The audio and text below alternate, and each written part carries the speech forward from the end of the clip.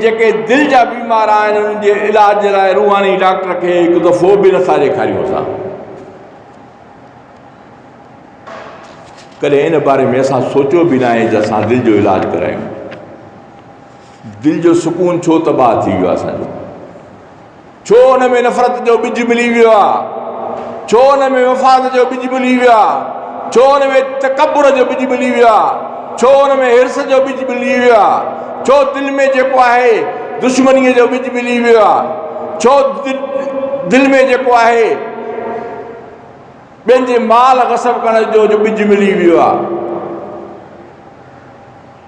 लालच जो बुत, हिर्स जो बुत, हवस जो बुत, तकबुर जो बुत।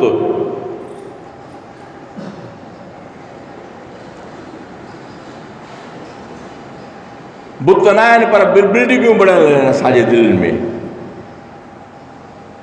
पर ईअं सम्झो त अॼु जेको आहे, अॼु असां वारी दिलि जेको आहे सभिनि फ़सादनि जी पाड़ आहे।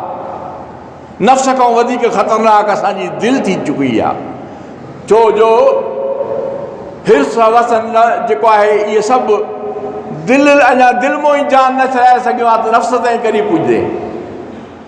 दिलि खे साफ़ कर, पोइ तुंहिंजो नफ़्स जेको आहे वञी साफ़ थींदो। अञा दिलि खे ई तूं न वरितो आहे। नफ़्स खे क़बर में वञण खां पोइ वठंदे, पोइ तोखे अहसासु थींदो नफ़्स जो।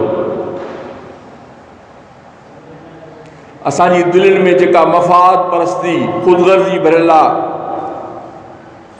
उहा सभु इन परेशानीअ जो मुंड आहे। हर को पाण ॾे छिके थो।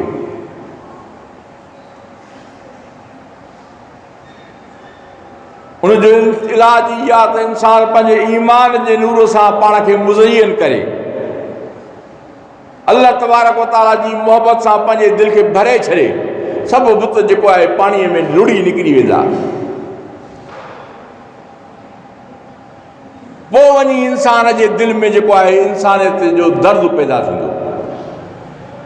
ॿियनि जो ग़म पोइ पंहिंजो ग़म लॻंदो। ॿियनि जी परेशानी पोइ पंहिंजी परेशानी लॻंदी। ॿियनि जी मुश्किल पोइ पंहिंजी मुश्किल लॻंदी।